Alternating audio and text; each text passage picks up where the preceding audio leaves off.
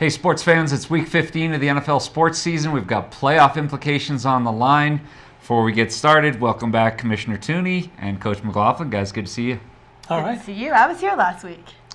That's right, 2 weeks ago. Wow, time flies when Totally. you're having fun. Totally. Well, Before we get started, let's talk about Facebook. all right, let's talk about it. Josh Pouliot won a snowmobile tour from Lake Tahoe Adventures. Not sure if that's how you pronounce his last name, but Casey, not sure if that's a guy or a girl. $25 to Base Camp Pizza there for Casey. We'll have to send him or her an email. Probably easy to collect that prize, right? Yeah, exactly. So if you're watching, just come in and say you're Casey. Yeah, okay.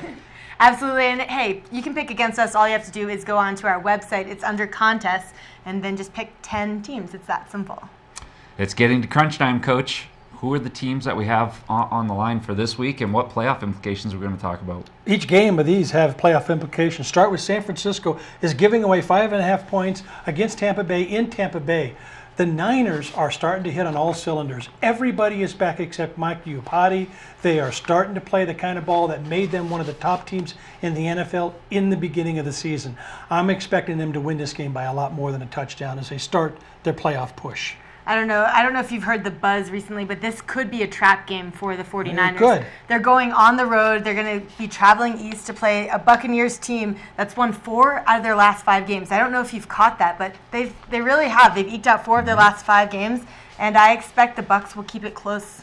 Hey, most experts were picking Tampa Bay to go to the playoffs and advance and do well this year until they started the season out so poorly. This could be a trap game. I got to go with my heart. I want the Niners to win this one. All right, the next game is going to be Cincinnati in Pittsburgh, where it's always tough to play. Cincinnati is giving away 3.5 points to Pittsburgh. Even though it's not very many points, I just really like Cincinnati an awful lot. They were really only a couple of bad breaks, maybe having the best record in the AFC. There is no clear-cut favorite there except for maybe Denver. I think Cincinnati is, again, playoff push. This game, it means a lot more to them than it does Pittsburgh. I expect them to win by more than a touchdown as well.